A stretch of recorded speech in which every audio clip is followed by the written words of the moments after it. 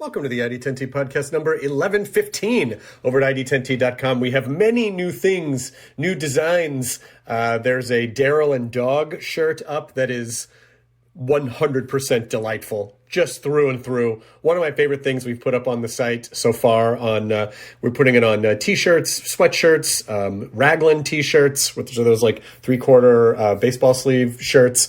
And it was designed by an incredibly talented artist named Matthew Lineham, who is at mlineham.art on Instagram. So head on over to the exclusive Daryl and Dog shirt at ID10T.com and sign up for our email list while you're there, so you can find out about such things, so you don't have to hear about them in the intro of podcasts and whatnot. Let's talk about you, the ID10T community corkboard, like Aaron, who writes, I just want to share this great card game my friend Gia and I created. Not to be confused with, which is the name of the game, is a fast-paced, semi-strategic game that encourages you to be a know-it-all in front of your friends and family. If you enjoy card games or can name all the members of that one band or have an encyclopedic knowledge of people's names, or if you just know a lot of different names from history, literature, movies, television, please help this game become a reality. We think you'll enjoy it as much as we do. It's on Kickstarter, and the short link is bit.ly/not-confused. So thank you, Aaron. Well done. Events at ID10T.com for anyone else who wants to share the thing. This episode is comedian Erica Rhodes, who I met. She did At Midnight a bunch. Super funny, super cool and nice. And she has a new comedy special out called La Vie en Rhodes, which was done during the pandemic, actually, outside in a kind of a drive-in configuration at the Rose Bowl in Pasadena. And that is coming out April 13th on Comedy Dynamics. And it's just so inspiring to see that Erica was out there making comedy during the pandemic. I have not made any comedy during the pandemic, so I'm really impressed and inspired by the comics who have. And also just excited that things are starting to open back up. I might actually have tour dates soon. Erica definitely has tour dates that you can go check out. So look for her. Erica Rhodes, fantastic guest. Really great comedian on the ID10T podcast 1115, which we begin right now. Roll the thing! Initiating ID10T protocol.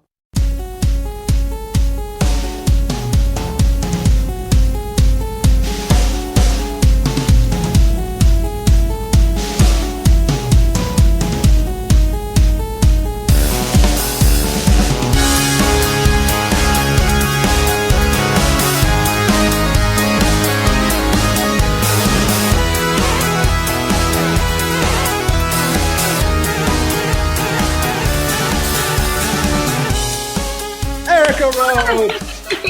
Hey, Chris! How's it going? Good, how are you doing? We're hanging in there, you know? Right. We are hanging in there.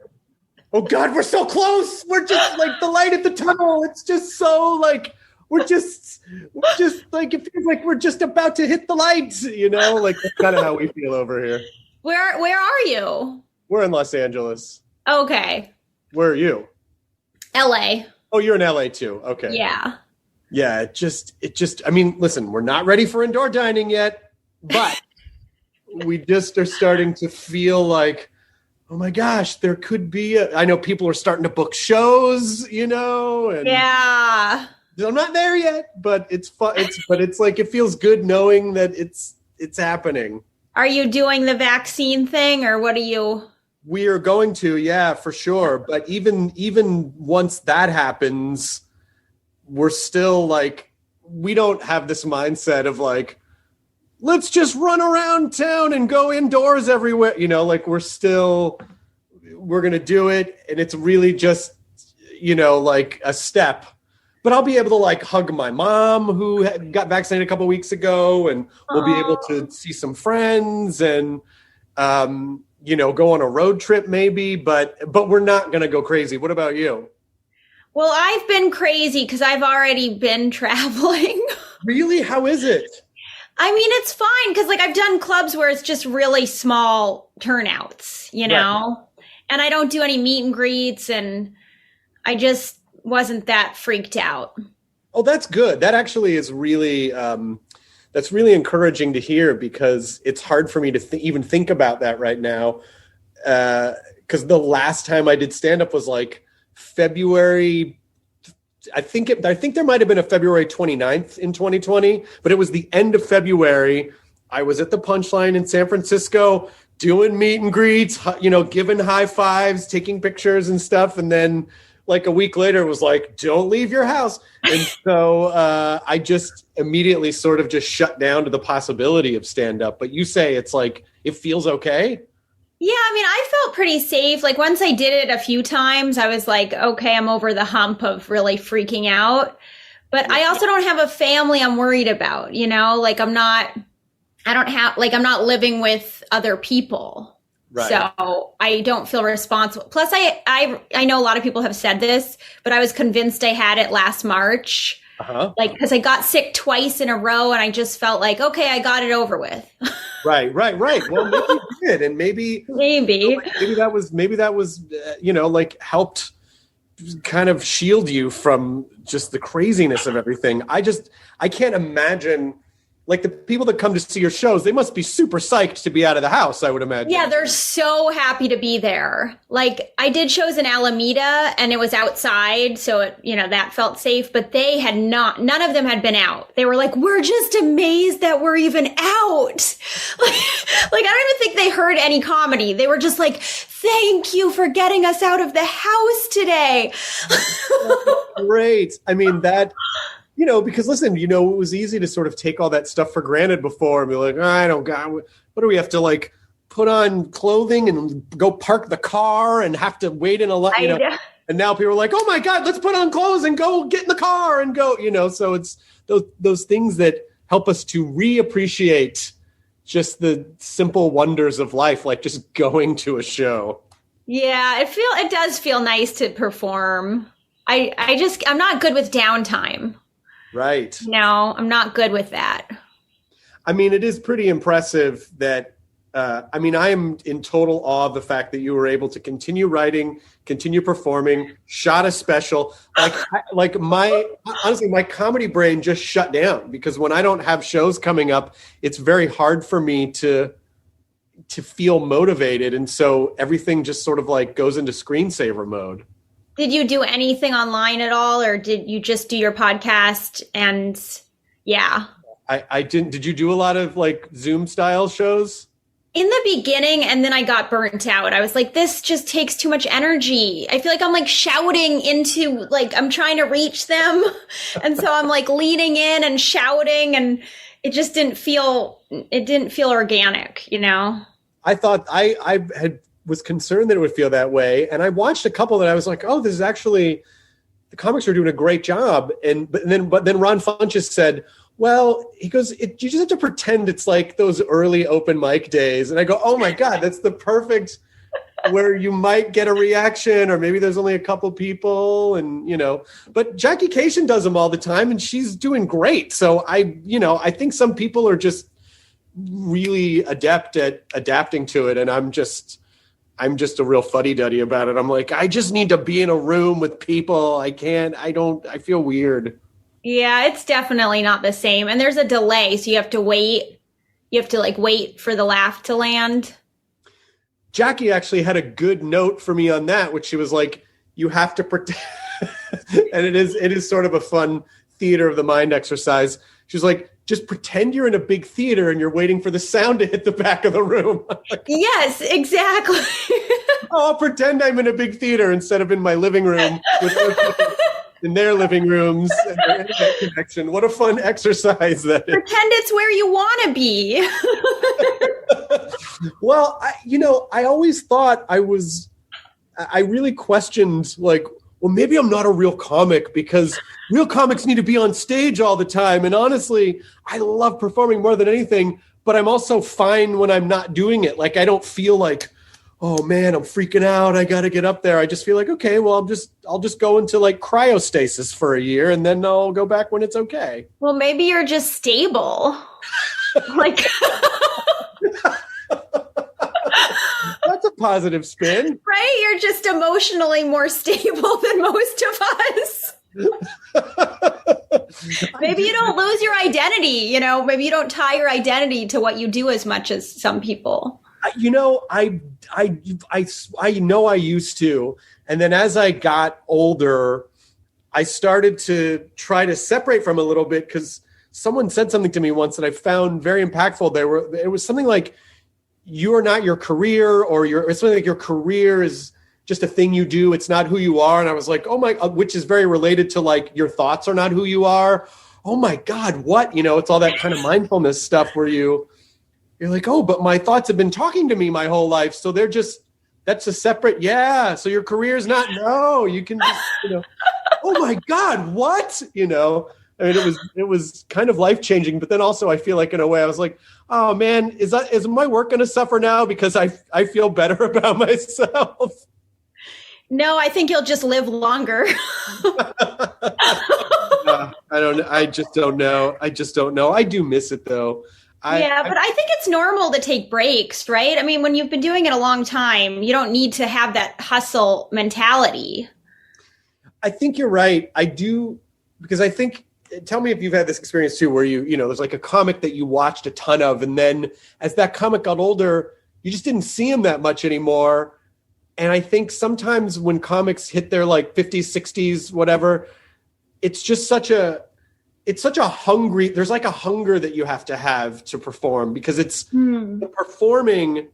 Because my wife says like, do you miss it? And I go, well, I miss the performing, but I don't miss all of the getting on planes, having to futz to get my luggage, getting up at 7:00 to do morning radio, doing 5 shows, so there's like making sure that I'm like the work part. Yeah, exactly.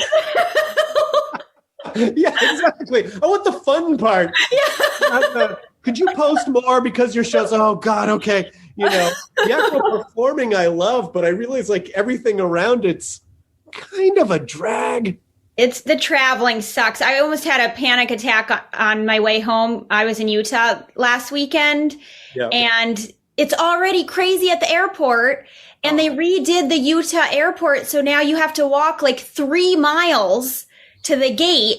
So we walked 3 miles. Then they send us down back the stairs. We went up 3 flights already. Now we go back down. Then they send us onto a shuttle, and the shuttle goes out to the plane, and we're all stuck on the shuttle for like 25 minutes with no air and the sun beating down on us.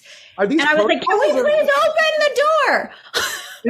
Are these COVID protocols, or is it just like, what I don't know. To do with? Then they're like, oh, well, we're going to have the middle seat empty. Well, that means nothing if you put us boxed into a shuttle for 30 minutes together with no air circulation. That reminds me a bit of that game where you do I think it was called, like, where you make. Oh my God, that just brought back so many memories, this game. What game is that? But it was like you'd fold the paper up and then you'd put your hands in it and do the, forward side, and then you'd open up a thing. Oh my God, that game do that. I was obsessed with that game when I was a kid.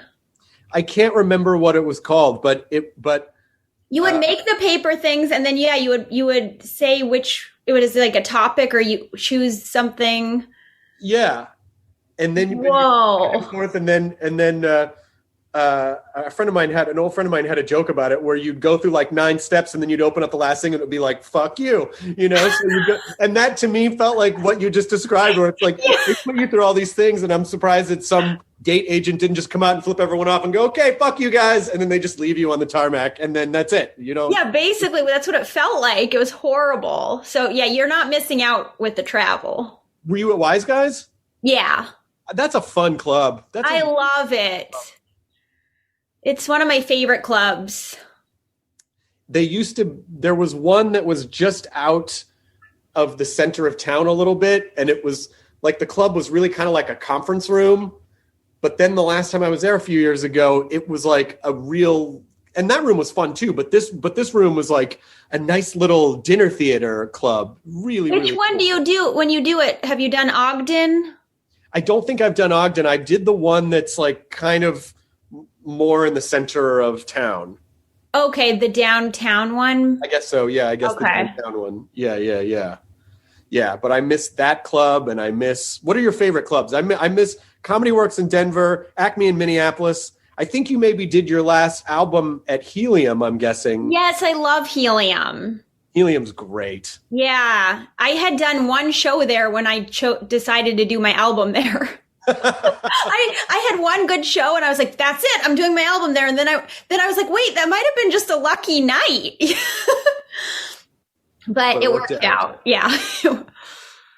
Oh my gosh, Erica, there's so many things that I want to talk to you about because I read, is it cello? Do you play cello? I do. I have it right over there. And your mom was a violinist. Yes. I am so, and then of course we'll talk about comedy, but so, have you been playing cello your entire life? I have, but I have to say I take very long breaks now. But but when you start when you're a kid, it's always just in your muscle memory, right? That's true. Yeah. I'm so jealous of people who started an instrument when they were young because I started as a very grown adult and I find it I love it, but it's very frustrating. How many, do you play more than one instrument? I forget. I play guitar and piano. You don't play trumpet, do you? No, but that would be great. Why did I think you? Okay, so one time I saw you at the Meltdown. Do you have a trumpet joke? No, I don't think so. Okay, you must have been talking about guitar then. Or I mean, who knows? Because that was such a fun, like, loose room that there could have been like a trumpet just sitting. Like there could have been a trumpet prop. I don't know why I'm thinking you said something about trumpet at some point, but it might have just been that you were talking about an instrument. Maybe I've been wasting my time on the two wrong instruments. And trumpet, how many stand-up trumpetists are there? Trumpeteer? Trumpetists. Actually, that's a really trumpists? No, trumpetist. Trumpeteer. I like trumpeteer. This is going to be the podcast where we talk about Trump the most, but it's not about Trump. It's about trumpets. No, it's about literal trumpets. Yeah, we're talking about the trumpet. Yeah, I support trumpets. I don't. What's the confusion? I don't know what's hard about that. Cellos, though, are they fretless? Yes, so it's just the bridge and the strings. That to me is a mind-blowing, like I can't even fully wrap my mind around it because without having really struggled through guitar the last 2.5 years, and that's even with frets, like so much of the map of the guitar is based on the fretboard and getting around and all the patterns. So can you please explain to me how a fretless instrument works? Well, so you learn, like when you're little, you learn where the first note is, like, so you learn the scale and it's muscle memory. So you just they'll put stickers on when you first start. Okay. To remember. And then it's muscle memory and your ear. Okay. So you learn by ear. Oh my God. So and the separation of your fingers. And when you started, did you feel like that this was a potential career path or was it just, well, my mom's a violinist, so I'm going to take cello and who knows? Yeah, I was a music major in college. So I was a cello major at Boston University for a year. Yeah. And then I dropped out.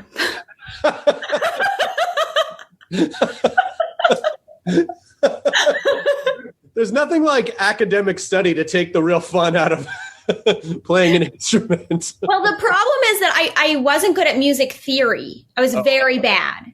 So I learned everything by ear. So I would sit in the back of orchestra until I learned it. And I would sort of airplay, like I would kind of fake playing. Yeah. And that's not fun, to like sit there not knowing how to play for the first couple weeks. And then I'd finally learn it by ear and then I could play it. But music theory was so hard for me. And is it when you're a cello player, because at least, with guitar, even piano, you might say, hey, I'm going to I could be a solo player. Like you could play guitar by yourself or you could play piano by yourself. Can you play, is this a dumb question? Can you play cello as a solo artist, or do you really just kind of need to find your way into an ensemble? Yeah, that's not a dumb question. It's actually, I think it's very hard to be a soloist with any classical instrument. It's so competitive. And then there aren't that many pieces. Like you could play Bach cello suites alone. Yeah. And that's what I tend to play alone.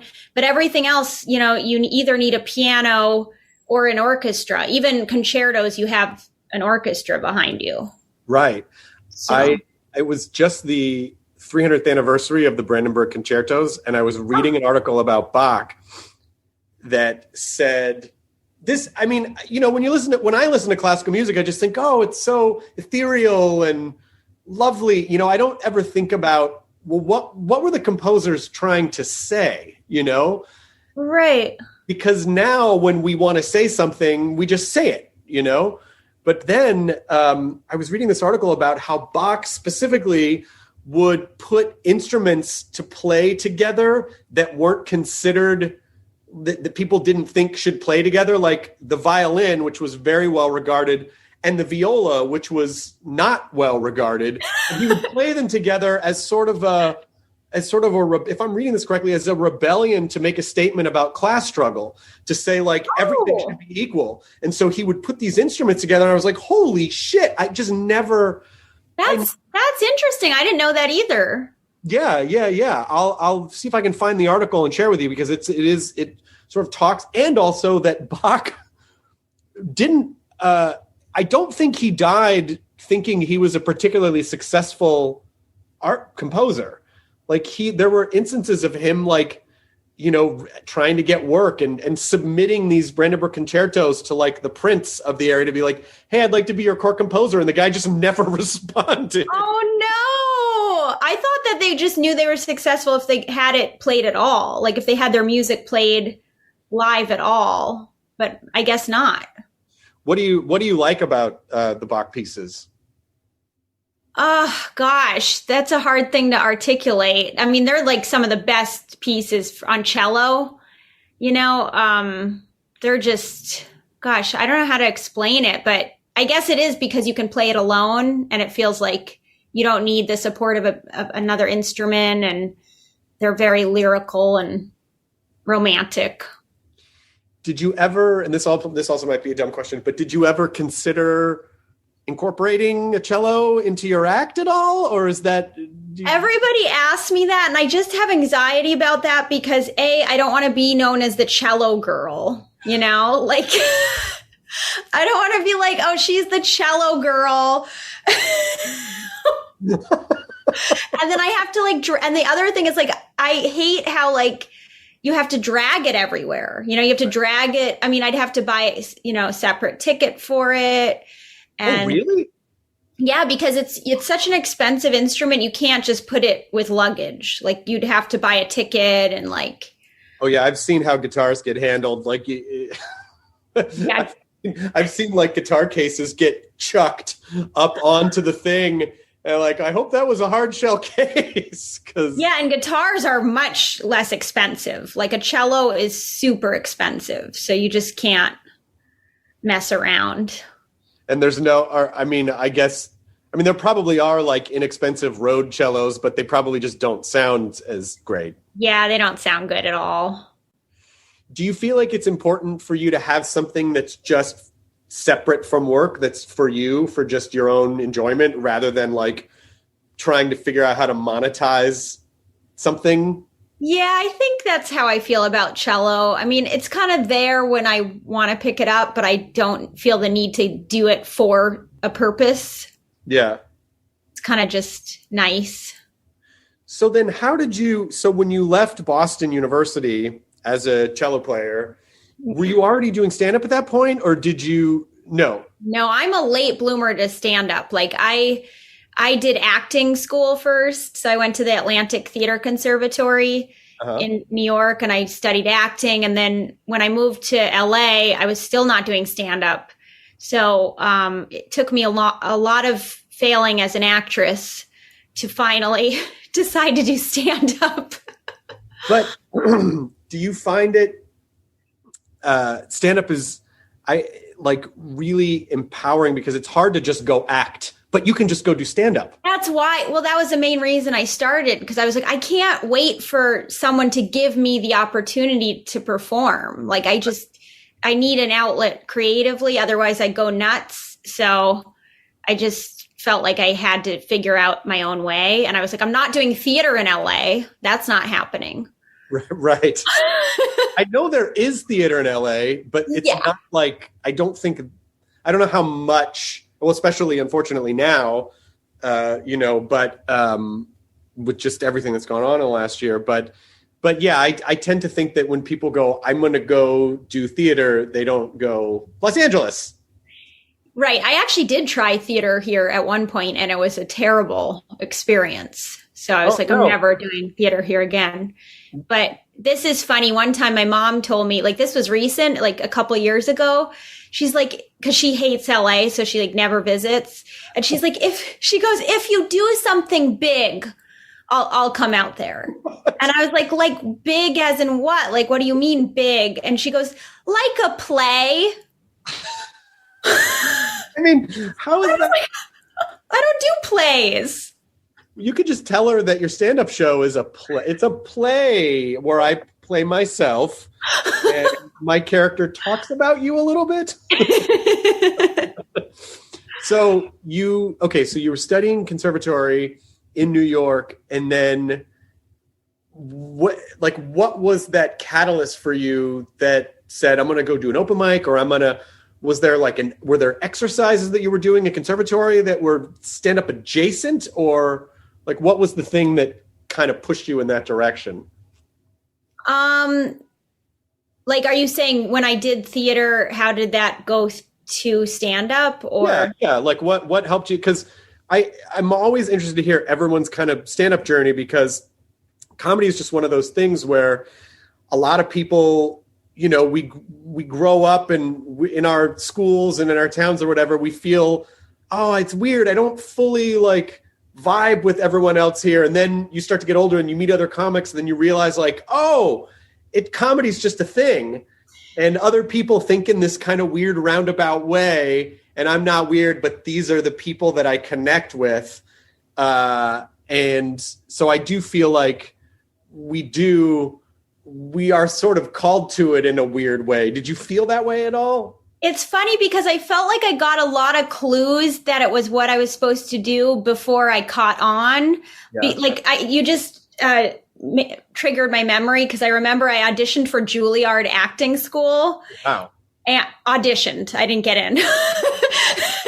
And I went and I overheard this actress girl talking about her process before the audition. She's like, yeah, I just want to be where I can just be myself and be open and just really be vulnerable. And the other girl was like, yeah, I totally know what you mean. Wow, that's so amazing. And I'm just listening to these people. And this guy comes in with a cello. He was in the orchestra. And he just goes, to be or not to be, and just made fun of everybody. And I was like, that's my people. Those are my people. And so I got confused because I thought, oh, it's a musician I like, right? He had a cello, so I should do music. And then I realized, oh no, it's funny. Funny is what I like. Right. It's not musicians happen to be really funny. Yeah, a lot of musicians are. And I feel like a lot of comedians kind of want to be musicians, but a lot of musicians kind of want to be comedians at the same time. Totally. That is completely true. I'm so fascinated by so they sent me, full disclosure, I didn't get sent the new special until yesterday. So I have not, unfortunately, had a chance to watch it yet. So I 1,000 times apologize. I will watch it. But I did, when we booked you for the podcast, I listened to Sad Lemon, which was great. I mean, again, Portland, Helium, the set was great. And you had one of those jokes in there that I heard, and I was like, oh my God, it was one of those jokes I wish I had written, which was, spoiler for anyone who hasn't heard the album yet, I was sober for 15 years and then I turned 16. I was like, God damn it. That joke was just there. It was just there the whole time. So Hats Oh, off to you. thanks. That's such an old joke. I like never do it anymore. Oh, it's a great joke. Oh, thanks. So, is Le'Veon Rhodes? Is it a new set, or is it some of that set, or what was the? Because the last album just came out in 2019. Yeah, it still has some of those jokes, but then I think it's about half and half. And you did it as sort of like I know you did it at the Rose Bowl. Yeah. How I have a lot of questions about the outdoor comedy with people in cars, like drive-in style. Was it fun, or did you kind of have to like readjust to the vibe of it? Well, it was a little bit strange because not everybody was mic'd, so you could only hear about 20 cars mic'd. Okay. But you could hear them, but it was a little bit, I had to adjust because sometimes I would think a joke would bomb, but then suddenly there'd be the like honking from the back, and then it would be like a honking applause break. So so it was a little confusing because you couldn't really read like if something worked or not. You just had to trust that it would work eventually, Yeah, I mean, that's such an interesting dynamic because it in theory like makes sense. Well, if people, like they pull up and they're outside, if you can see them and you can hear them, it's a comedy show. Like there's no, but I just could never, I knew people who did some of the drive-in shows, and they were like, oh, it's such an interesting dynamic. The horn honking to me is hilarious. Yeah, because you're used to having bad negative connotations with honking. But then by the end of the set, I'm like, I love honking. I want more honking. Not often that people are laying on their horn. I like this thing. I didn't like this. You are great. Great. Yeah, it's really weird. So, yeah. And when did you shoot it? July. Oh, wow. That was really early on with everything. You didn't waste any time. Well, yeah, because we were initially supposed to do it in April as part of Tribeca. It was going to be part of Tribeca.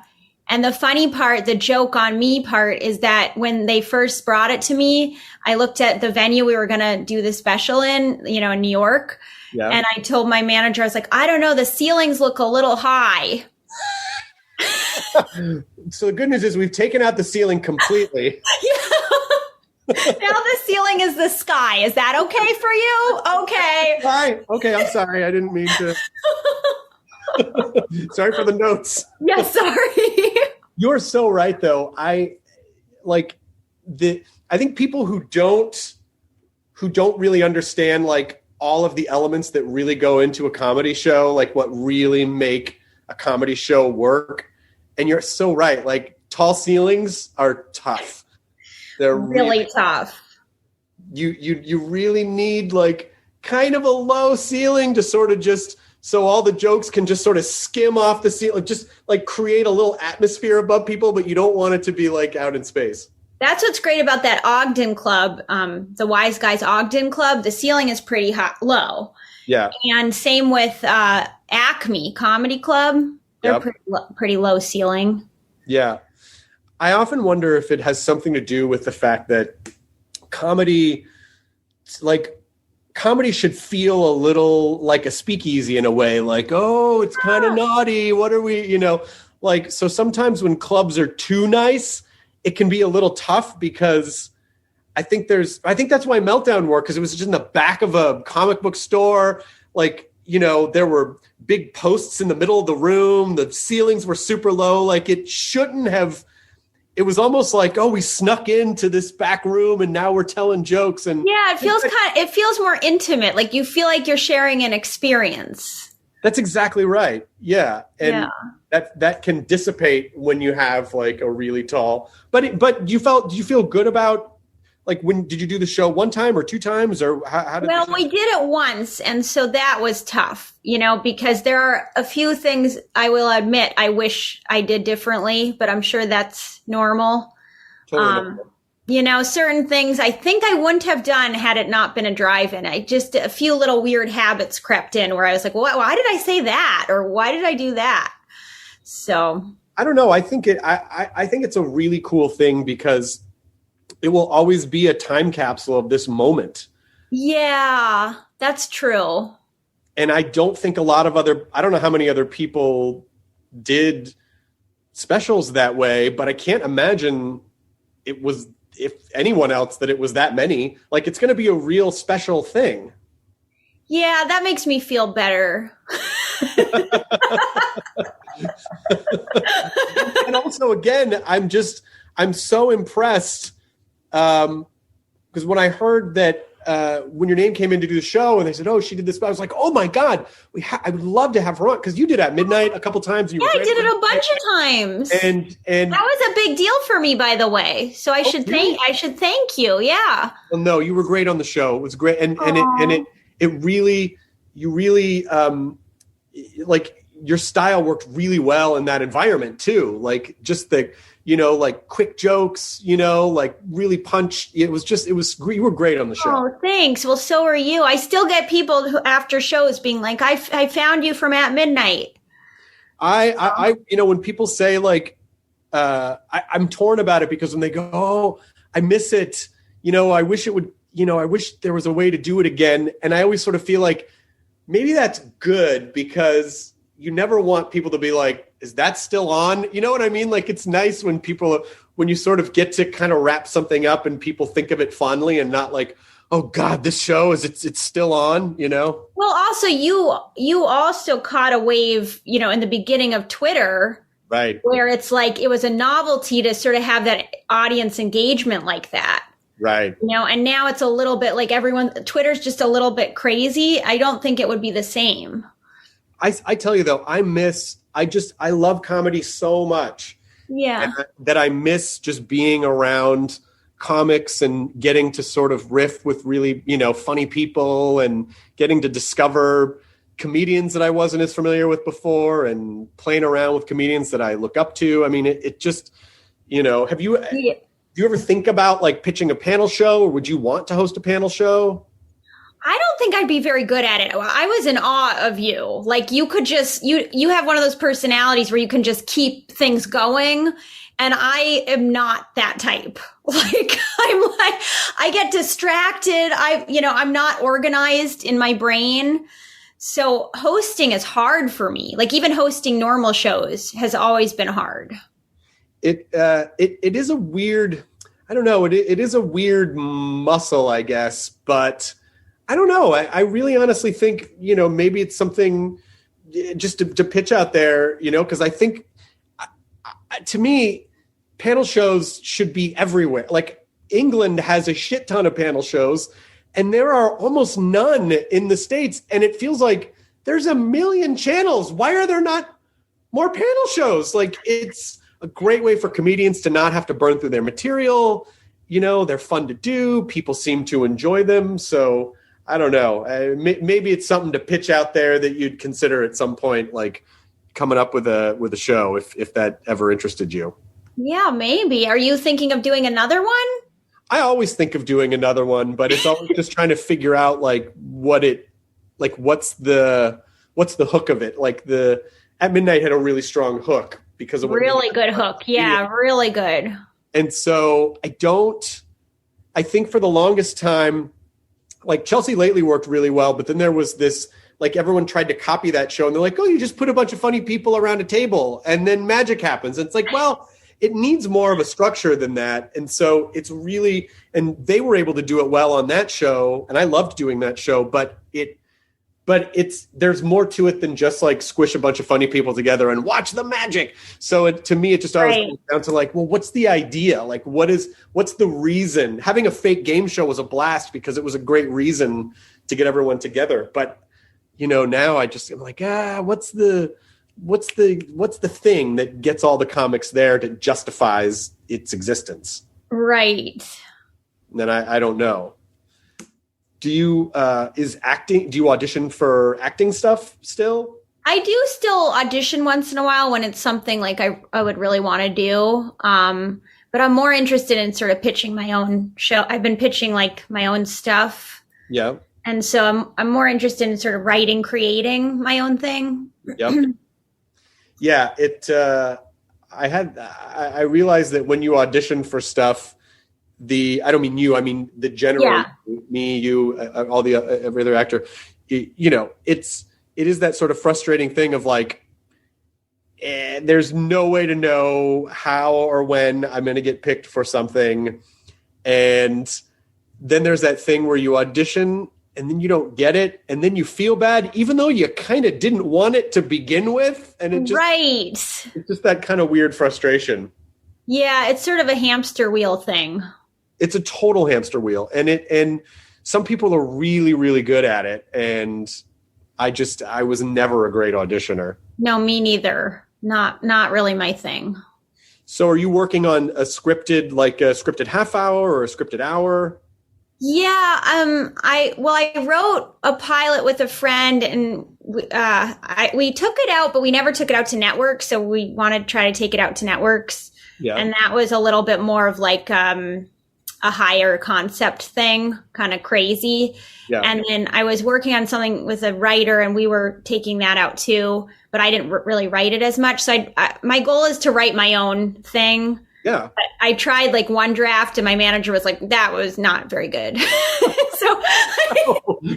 I think it's because I'm not used to writing scripts. It's just different than, stand up. Yeah. So I can write shorts. I've written a couple of short films and stuff, but I haven't written like a full thing yet.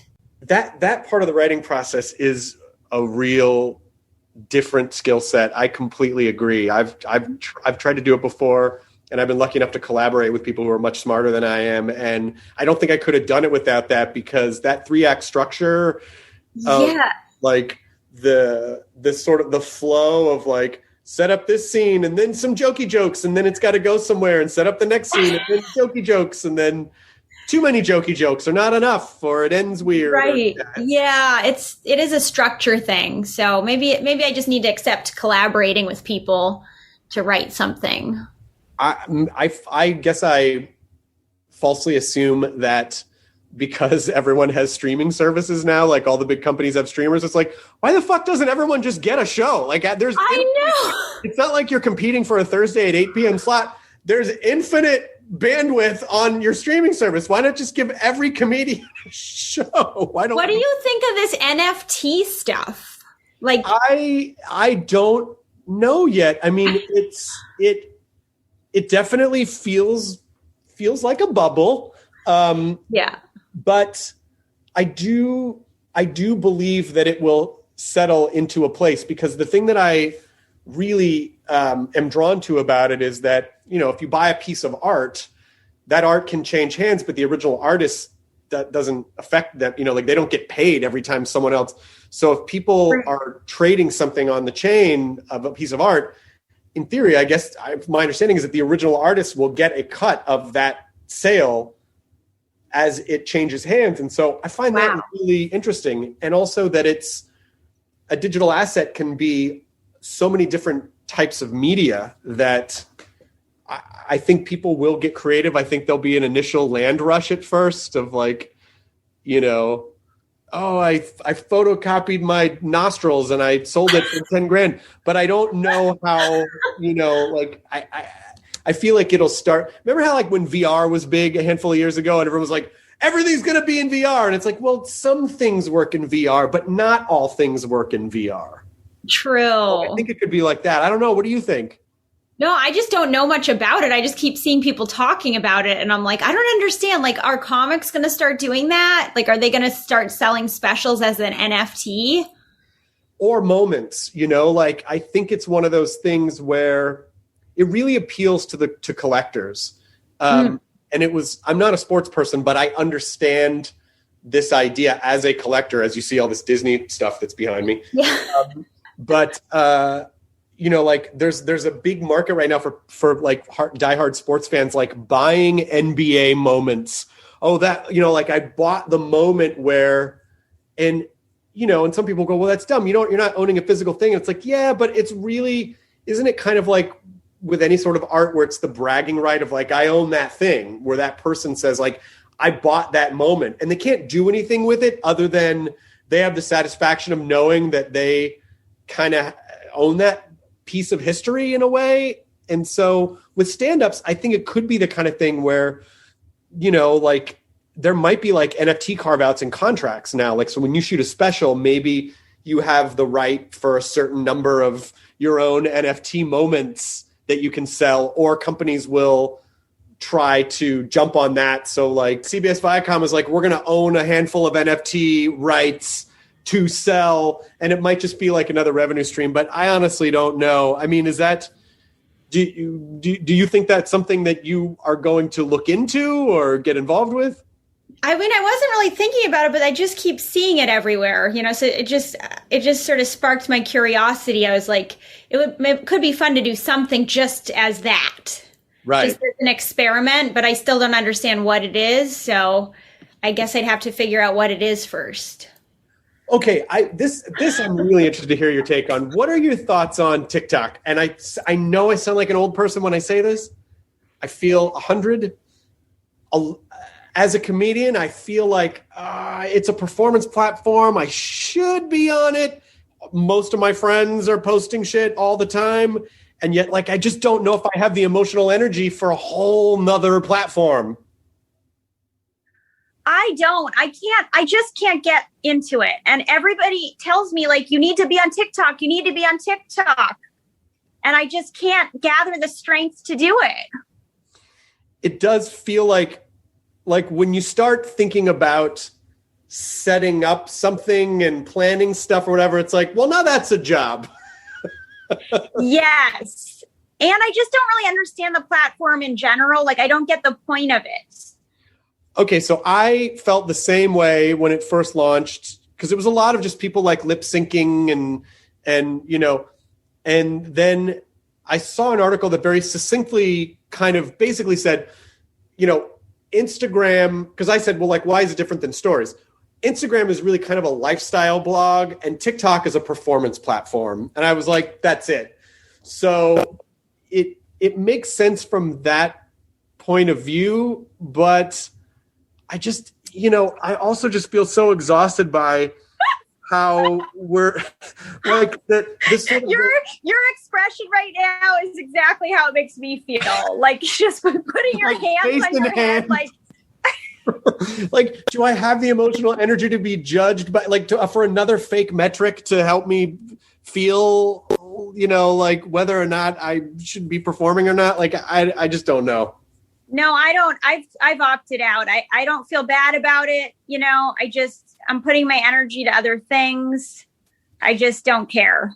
You know, there are people who go like, well, you know, you just don't pay any attention. You just like, you put it up if you like it. And then whatever, like if people watch it, they watch it. If they don't, they don't. And it's like, yeah. But even people who say that, I'm sure they look and go, oh, this one only got like 1,000 likes, but then the other one got like 100,000. So what's the difference? And do I need to start doing more impressions? Like the second I start feeling like, do I need to start doing more impressions? I'm like, okay, you're being ruined by like, don't let it go. Let it go. I think there comes a point where you just have to say, what do I actually like doing? Yeah. And not what am I supposed to be doing, or what do I need to be doing, or what's someone else doing? Well, then I would reintroduce back to you what you said to me earlier is you might just be very healthy. You might be too safe, but you might be too healthy to do TikTok. That's a good callback, Chris. I mean, if we are actually at the point where we can say, like, you know, just do stuff because you like it. Now, and even honestly, I do wonder, because I find it very interesting. Like, I think the intuitive, like, people would intuitively think, like, well, if someone has a big audience on one platform, they have a big audience everywhere. But I think what we're learning is that the platforms are very platform specific. Like, people who have big YouTube followings, those people don't always follow them to Instagram, who don't always follow them to TV, who don't always, like, sometimes they do. But if you have a big following on TikTok, does that mean that, you know, 10,000 people are going to show up at your comedy show? And I don't think so, but I don't know. I don't think so either. I don't even know about Twitter because I have a huge Twitter following, but they don't always show up. Yeah, I think it's a lot different. It's a lot, like when you're just looking at something on your phone, which is wherever you happen to be, is a lot different than, exerting the energy to trade in money to physically go to a place at a specified time and sit and be in an audience. It just, those things, because I think in the early days of Twitter, everyone assumed like, oh my God, if you have, a lot of followers, even if 1% of your followers, blah, blah, blah. And it's like, but it doesn't really work that way. Like it's a digital platform that people have in their pocket, basically. Right. I don't see it translating. And I think it doesn't, even TikTok to television doesn't always seem to quite translate. Yeah, because it's the medium itself is they're sort of like every platform has a different dialect and a different sort of communal language that isn't like you can't like a TikTok, like doing a TikTok bit on television is a little odd because it's not, the medium isn't right for that. It has its own language and TikTok is it's kind of its own thing. So from that standpoint, I kind of think about if I have limited energy, what's going to get people to come out to shows? And I'm not convinced that TikTok is going to do that. I guess you're right. If it's fun for you, do it. And if it seems like a chore, then don't do it. Right. Like if you'd rather do your podcast, do your podcast. I don't even have a podcast. So like I'm ancient history. You're the last holdout. I'm the last.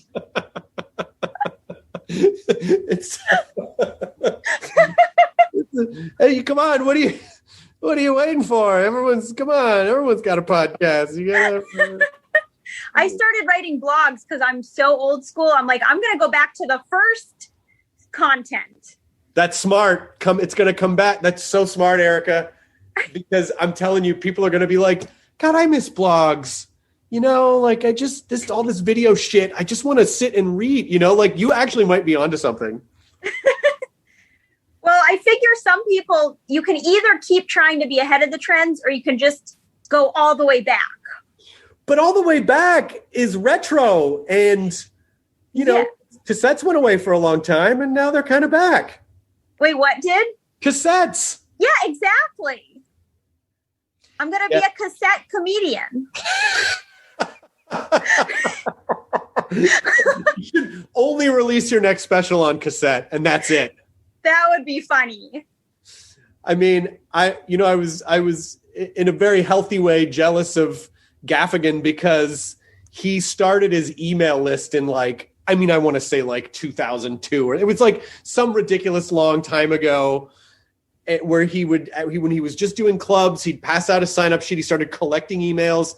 He never stopped. And now literally the guy can sell out huge venues just off his email list. And I'm like, fuck, I was so busy chasing every new Friendster, MySpace, Facebook, Twitter, that I should have just stuck with the fucking original. And then, I'd have 18 years of an email list.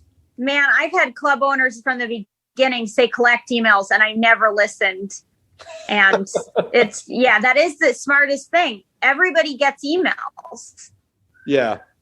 Yeah. What way are you finding is getting how are you reaching audiences the most is it frequency of touring along with Twitter, along with certain amounts of press? How are you marketing the shows? Yeah. I mean, I definitely notice in different venues, it feels like I have different turnouts, because Wise Guys, I did a dry bar special. Yeah. And that seems to really help there. So I have good turnouts there, but other places I don't have great turnouts. It's hard to know sometimes because it feels like even as vocal as you can be on social media about a show, have you noticed that no matter what city you're in, you could be talking about a show leading up to it a million times. Then you leave that city and the next week someone's like, when are you going to come to Denver? And you're like, I was just... I know. It's like they don't pay attention. Nobody pays attention to your posts. Well, there's just so many now. Like it's just all it's just so much. I think you're right. I think the email thing is the main thing. Yeah. I should be sending out emails telling people where I am. Yeah, I do think about those, in the time really kind of before the internet. It's like, oh, you'd go on Johnny Carson once, and then all of a sudden all your rooms would be full. And you're like, there's. By the way, I spoke to a 25-year-old who said she didn't really know who Johnny Carson was. Oh, I totally get that because he's been off the air longer than she's been alive. But like, how do you not know who he is?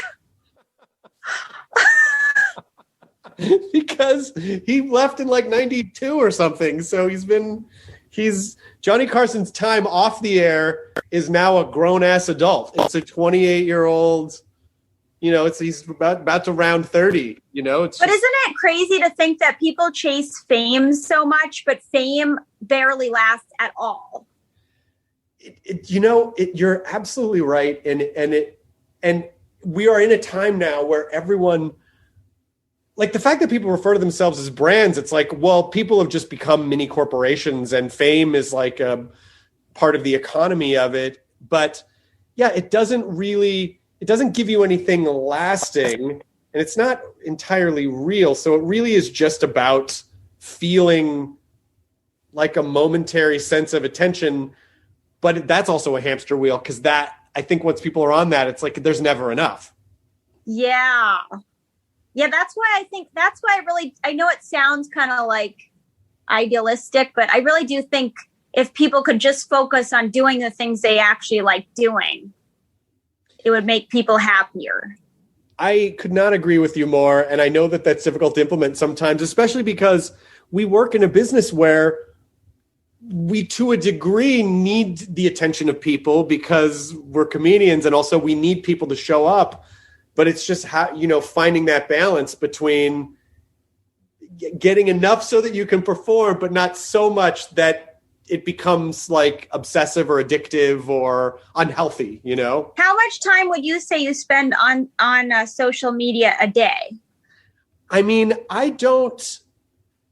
not as much. Like, I don't know. In the last few months, I haven't really felt like posting anything. I'm just sort of like, who cares? What I did. Like, I just feel like, who cares? Like no one cares what I did. The world, like, I had a friend who wrote on Twitter at one point, like, I'm back. And I was like, nobody noticed you were gone.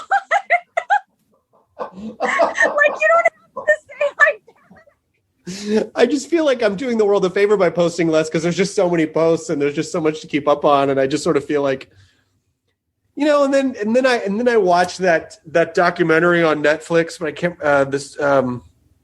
the social, I can't remember what it's called. Oh yeah. The Social Experiment. I think so. Yeah. And it's basically the stuff that we already knew, which is like, well, everything is commodified by someone in some way. And so it's all just designed to keep you on there and turn everything that you think is a meaningful emotion into a way to sell a banner ad or market something at you. And so, so I don't know. I mean, I'll sort of scroll through because I like to see what other people are up to. And I follow a lot of like house restoration accounts and piano and guitar accounts and stuff. And so I feel like I'm exposed to a lot of, I feel like I'm directing the algorithm, like, just show me this shit, What do you follow mostly? Probably mostly comedian type people, but then sometimes I'll get into psychology. Yeah. Like I'm really into psychology right now. So like I'll follow people like that. Yeah. Yeah. Yeah. I mean, I do think I was trying to turn it into a bit and I could never give it the legs that it needed to really be funny as more of just like I think, a friend of mine and I used to refer to those bits as the club name was Charlie Good Points, or it was like, oh, that's a good point, but it's not. I think I have a bunch of those. Yeah, Charlie Good Points. And Charlie Good Points. The point being that someday are we going to look at this period of time in social media the way that we look at like cigarettes or like you know, like in the 30s, the 40s, 50s, everyone smoked, but now we look back and go, oh my God, they smoked on planes.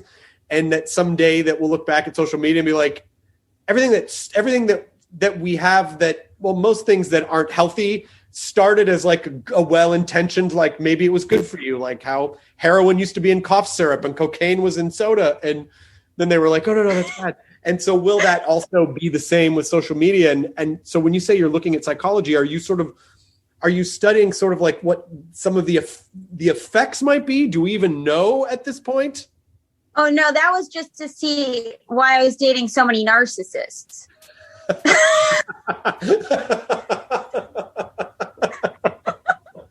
You'll give me too much credit.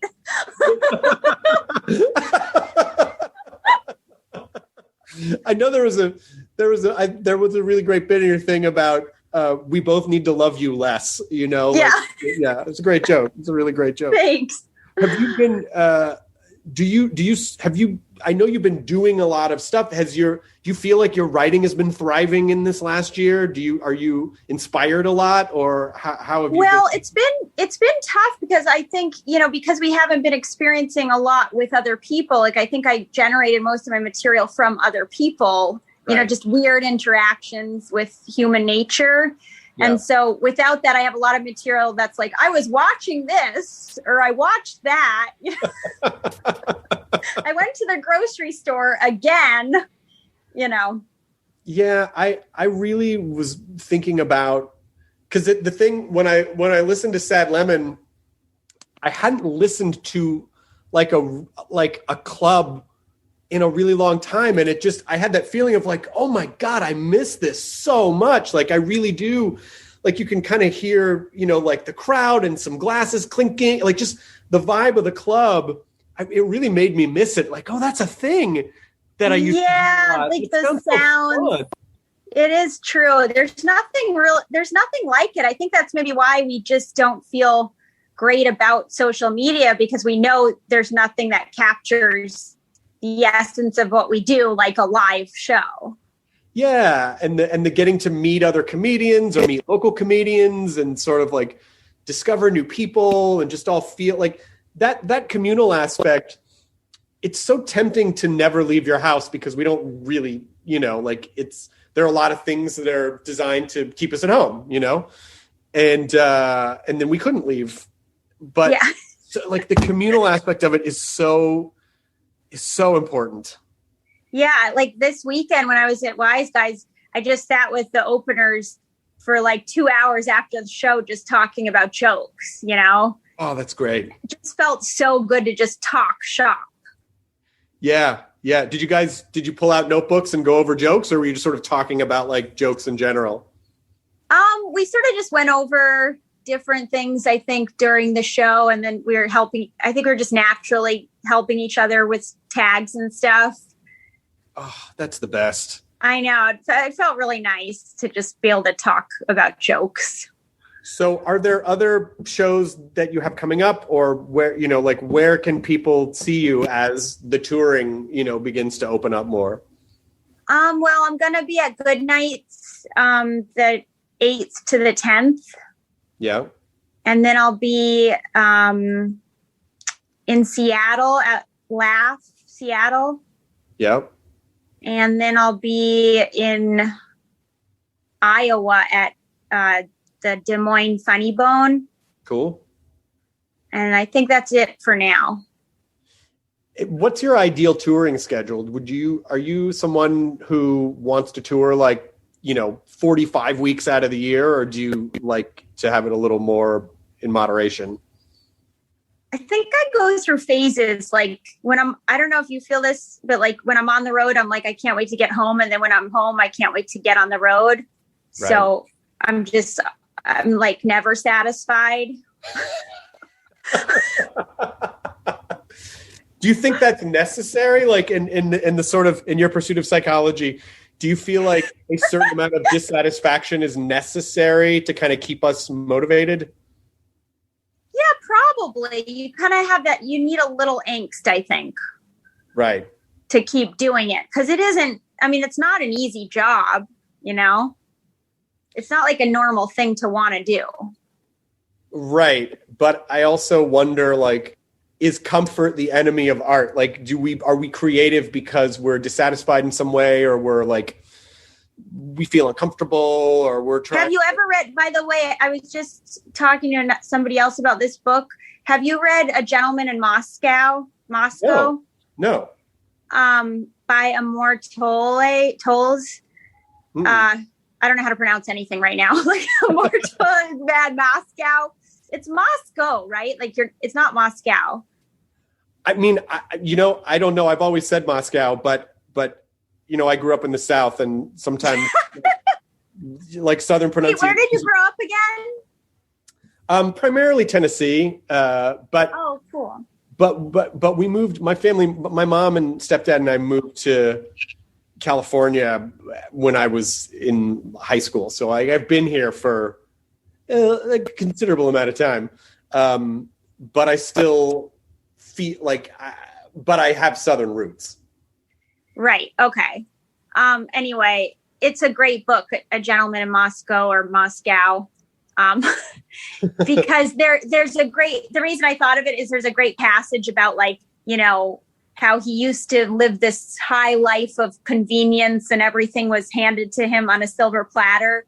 And then there's a great line where he's like, but like the inconveniences are what mattered most to me. And I don't know. I just always think of that. I always think of that passage, like whenever things are really difficult, where you're just like, actually, that's where a lot of the good stuff is. Yeah. I mean, that's such a great point that you bring up, because it is like, that's where growth happens. That's where like creativity can happen. And, I always sort of make the comparison with like, someone can make a $200 million movie and it's not great. And someone can make a $2 million movie and it's brilliant. And they're like, the $200 million movie often can almost suffer from infinite resource, where it's like, well, they didn't necessarily have certain obstacles that they had to think around. So they just kind of threw money at it. And that doesn't always, but having those obstacles are the things that kind of inspired creativity, that they created necessity to figure out, like, to problem solve. Yeah, I definitely think that's true. Yeah. I think that's often why, comics like Chappelle still go out to he still goes out to these clubs and just workshops stuff with comics who are, still doing the grind and everything. He's like, I got to be with the people doing the grind. Yeah. I mean, it definitely, there just isn't any other energy that's like it. There's just nothing. There is literally nothing else that you could compare it to. There's nothing else that can substitute for it. And it's just getting a group of people in a room, telling them some jokes, having fun for 90 minutes, and then you leave, they leave, and then you start it all over again. There's just nothing else that really feels quite like that. Yeah, that's why, I guess that gives me hope that it's never going to completely die. Comedy? No, yeah. It won't. People need it, and people still appreciate it, and especially now, I think we've realized that these kind of communal experiences are really, necessary. I mean, I don't think people are going to maybe go back into offices in a lot of cases for quite a long time, but certain communal experiences, I think, are really needed to kind of to connect, it's the connection that I crave for sure with that. And you don't get that online. No, because I think it's like a good substitute. It's sort of like a protein bar versus you actually ate a meal, because it satisfies a little bit of the connection, but I still think your brain processes it in a different way than when you are in a room breathing the same air, looking at people's faces, and, we didn't evolve to look at a weird moving two-dimensional representation of things. We evolved to be communal, I think. I don't know. Yeah. And there's something kind of, especially during this time, it felt kind of, I don't know, sort of, it just felt peaceful. Everyone's freaking out online all the time. And then you see people in real life and everyone's like, oh, we're okay. You know, like, like everyone's doing okay. Have you been in a situation yet where you're in the club and then like someone coughs in the room and everyone just kind of turns slowly? I feel like I have a weird fear about that I want to be in a club and someone's going to go and then everyone's going to be like has that happened? Oh yeah, that's true. Actually, I haven't even noticed that. Oh, good. Okay, good. Yeah, I haven't noticed that. Good. Yeah. No coughing. Okay, good. Yeah, I'm still, I feel like there's going to be a readjustment period, you know, to really kind of get comfortable with it again. I don't quite know what to expect. Are you like, do you have a goal as far as timeline goes? No, you know, my wife and I, like I said, we're taking it slowly. And I guess if I were to take a stab at it, like maybe the fall, like if everything keeps moving along in a positive direction, you know, then I would say the fall seems like a likely, and I know that, you know, there are places I could go before, but I just feel like I may not be emotionally ready. And also I don't think my new set's going to be ready by then anyway. So yeah, I don't know, that's kind of part of it too. I don't even know, when you said the fall, I was like, what are we in right now? Like, oh, we're in the spring. I guess we're in the spring. It's already April. This is crazy. It's crazy. Yeah, it's just moving so fast, and I just wonder. Have you spent a lot of time outside during this time? Yes, because we coincidentally got a dog a month before quarantine. We got a puppy a month before quarantine, and smart. You know, Lydia said it was the best thing that could have happened because otherwise, like he's the thing that gets us out of the house. We go on walks. Those walks are wonderful. They get us outside. It's like, I don't think we would have thought to just walk around the neighborhood without a dog. So that's been good. What kind of dog is it? Oh, he's called an Otterhound. It's like a giant, sort of like a cousin of an Irish Wolfhound. So he's like a 120-pound dog. And whoa. He sort of looks like a big sheepdog. They're very sweet tempered. He's a sweet dog, but you know, a big That's dog. Great that you have a dog now. Yeah. Have you been getting outside? Well, you've been traveling, so you have been going out.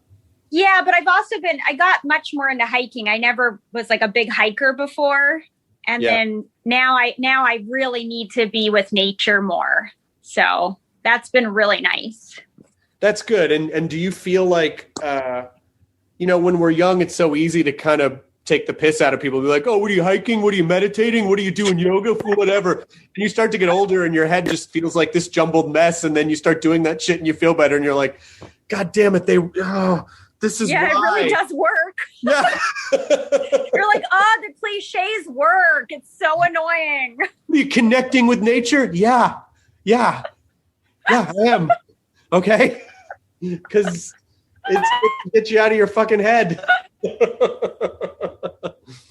Yeah. I know. And it's right there. And we live in LA, so we don't really have an excuse, you know? It's like right there. I know. And we're so weather spoiled, you know? I saw a deer at Griffith Park. Oh, that's great. And I was walking alone, and it was like early-ish, but it had just rained, so no one was out. Yeah. And there was just this deer just standing there, like in the middle of the path. Erica, that was your spirit deer. You know, I don't want to. I thought so. That deer is your Patronus. Now, like, whenever you're up against something, you're just going to be able to cast a deer. There's just going to be a deer. Yes. How fucking rad would that be? It was very magical. If you were being heckled and then all of a sudden a fucking deer just appeared and like stomped on a guy, like how much fun would that be? That's so imaginative. Like, I feel like that's some surreal, you know, what's his name? David Lynch? No, I'm just stealing from Harry Potter. It's just Harry Potter. Oh. No, it was someone else's imagination. I just was borrowing. I thought it was more sophisticated than that. No.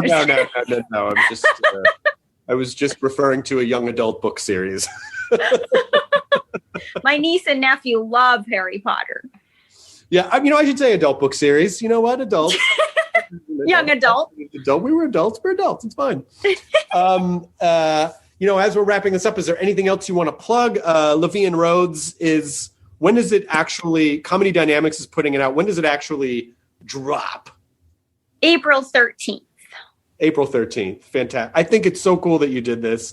And thanks. No, it's just been, it's always great. Like I love meeting funny people and then watching how they flourish and how they kind of have their own paths and stuff. And so, it was a real pleasure to have you on the show. And likewise, it's nice to actually talk to you because even though I did at midnight, we never really got to chat. So it's nice to get to talk. So insane. I mean, when I think about doing that show 4 days a week, because it aired the same day, just the turnover rate it was insane. Like when some people say, do you miss at midnight? I go, I miss it, but I don't miss the schedule because you just can never even sit down for a second. It's just go nonstop. Yeah, it was insane. And you had to talk the entire time. Like you didn't get any breaks during the actual show.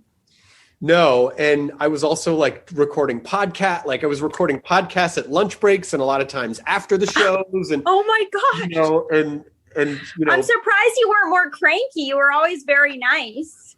Well, I loved what I was doing, but I'm sure, I had those days where I was just like, I think I need a break. I think I need to take time off. And it's interesting to hear you talk about hiking and getting out there and breathing and all that stuff, because we really do kind of romanticize this idea that it's a good thing to work yourself into the ground.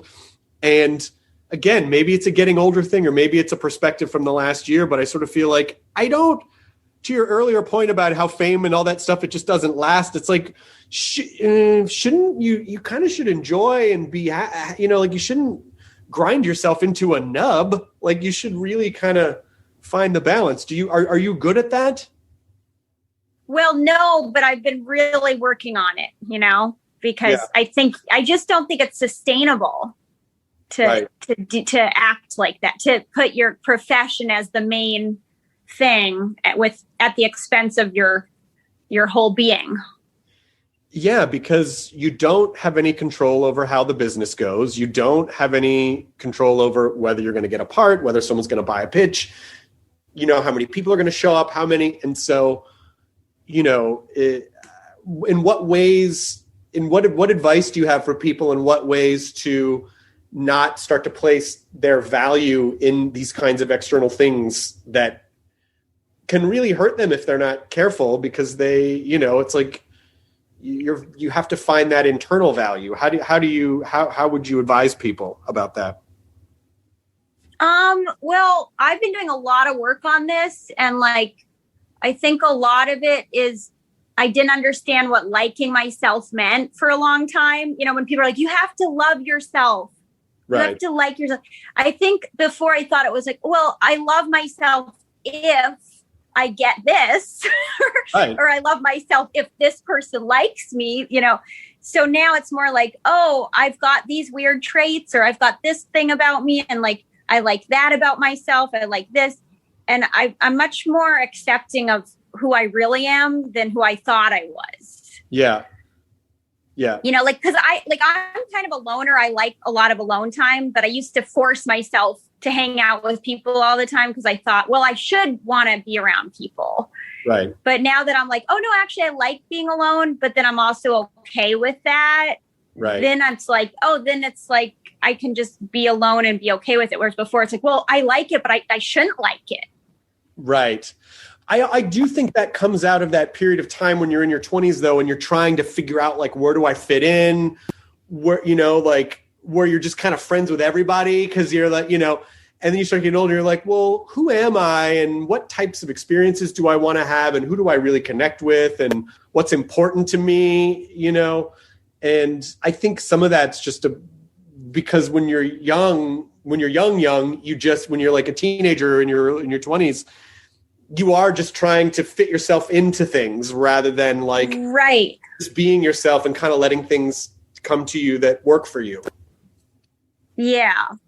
Yeah. And also just, yeah, I think it's good to take breaks. Like, I think what you're doing is great because you're, I mean, obviously a lot of people have been doing it, but I think even if there wasn't a pandemic, it would be good to take breaks. But I just haven't felt inspired to write a ton. It'd be nice to say like, oh, it was a real conscious decision, but I'll kind of like, I'll make a couple notes here and there, but and then I go, I don't know, but I just don't feel motivated to like write. But how do you feel in general? Like, do you feel pretty good about things in general? Yeah, I feel, well, I mean, besides the sort of horrifying state of the world, I do feel like I will say that the one positive, the many positive things is that I've gotten to spend all this great time with my wife that I never we both would have been running off all over to the four corners of the world doing work or doing whatever. And so that's been amazing. Like, I don't really want to go back to the other way because I love spending time with her and the dog. It's like, I like the dog, like we'll walk the dog. And that's fun. And so, the space feels good. Like, instead of work, I got to cram in a little space to just like rest for a day. It's like, no, I don't know. I kind of, the space feels good. I don't feel like, what am I know I'm forgetting something, or God, I don't want to fuck up this thing, or I hope people like this, or I hope this is funny, or I hope this is, that constant nagging stress that just runs at all the time when you think like, I want to be successful. But then what comes with that is it can be just that feeling in your chest all the time. Like someone's just pushing on your sternum nonstop. Right. It sounds like you're kind of like content. Yeah. And I do want, and that does scare me a little bit because I'm like, what if I'm so content that I'm like, I don't need to travel anymore to do stand up. I like it, but I don't like, I am worried a little bit that like, oh, I wonder if I can get back into that mode of But touring. Maybe it's just an adjustment of like how much you need to do it. Like, maybe you don't need to do it every weekend, or maybe, like maybe balance is good. Maybe, but I love your advice about just sort of finding, like, sort of picking those things that you like about yourself, or you're content with about yourself, so that, because then that really sort of takes the focus on having to do a thing, like, and I think part of it is would you say that there's some truth in the wanting to do something, but not needing to do it emotionally? Yeah. Like you think you want, or thinking you want to do something versus actually wanting to do it. I just mean like the wanting, like, hey, I want to perform because it's fun, not like I need to perform because I need people to show up and I need to be liked and I need that, it's like the wanting something and enjoying it for its own purposes rather than like that. No, I think that's way healthier. Like, I'm trying to get to that place. I don't think I'm there yet because I think I still have that need factor. Right. But I think once you do it for the wanting to do it, you'll probably like come up with all this new material just because you're not forcing it so much. Right. And then last question, are you someone who writes every day, or do you kind of make yourself write, or do you just sort of like as you're inspired to write? I sort of write just as I'm inspired to write, but I do write. I do a lot of free writing. Uh-huh. So if I feel stuck, I'll just do like some kind of free write thing. Were there any kind of, I said last question before, but now I guess this one, were there any tools that you were able to pull from conservatory, or to pull from, from acting conservatory or from music school, or like, is there like sort of interdisciplinary tools that you've pulled in stand-up? I think all of those disciplines require just doing it and doing it and doing it. And so I think I probably wouldn't have stuck with stand-up as long as I had, in the beginning, because I was really bad in the beginning, had I not come from other arts, because I really, with cello, you just pick up the cello every day and you practice every day and you don't miss days. And then stand up, it's kind of the same. Like you get up, whether you feel like it or not, and you just kind of grind it out. And so I think it's the repetitive nature of all those arts kind of lends itself well. Do you have any musical advice for this sort of, because cello is incredible technical proficiency is required to play cello, as is guitar, as is any instrument, but guitar, really, it's that same kind of stringed instrument. What do you do when you're trying to get something and you feel like I have been trying to get this run on a piece? It's just not getting into my fingers. I don't know. Do you step away or do you push through it? Oh, that's a really good question. I think you step away for a bit. Okay. You know, unless you have a deadline, like unless you have to learn it by the next day, I think you take a break and then you go back. No one is requiring me to do anything on guitar, so I feel... Do you have a big thing coming up? Yeah. Oh, yeah. I have that guitar recital where I'm just going to go stand out. Wait, did you say you play a little piano?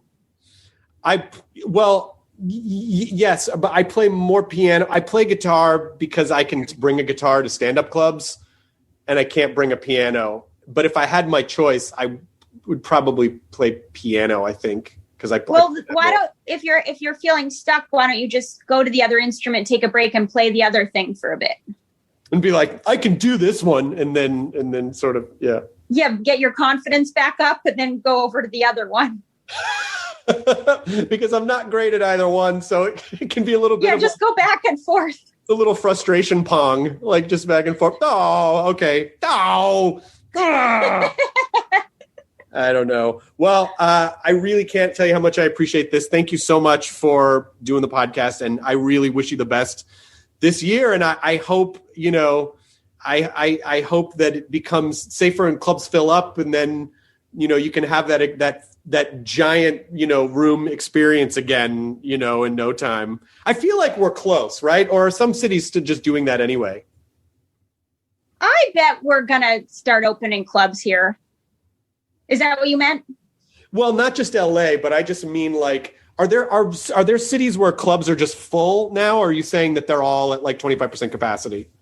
Well, Wise Guys is more than 20. I think Wise Guys is maybe 60% or something. Oh, okay. Okay. I feel like that would be good from the standpoint of like, I wouldn't have to feel responsible for not filling the room. I'd be like, it's just the rules. Like, that's what I've been feeling. I'm like, I wish I could say it's really different, but this is exactly how it's been. Probably would have sold this out, but you know, protocols and shit. So 60%. I just go and I say, this is a sold out show. Who knew you just had to sell fewer tickets? And, that's right. And I can sell out any venue. Hey, listen, that's all that matters. Like you get to reward yourself with the I totally sold out. I mean, by the way, totally flying in the face of all the healthy discussion we had before about don't let things define you. Don't right. Okay, I fucking sold out. You know, I fucking sold out this room. I'm good. I didn't say I've arrived yet with being healthy. I'm right there with you. I totally feel the same. But thank you so much for being here, Erica Rhodes. It was so wonderful chatting with you, and I really appreciate you taking the time. Yeah, thank you, and thanks for getting me started on At Midnight. Oh, absolutely, and maybe there's another panel show at some point in the future, and you will absolutely be invited back on that one. Aw, thanks. All right, take care, Erica. All right, you too. Bye, Chris. Bye. ID10T scanning complete. Enjoy your burrito.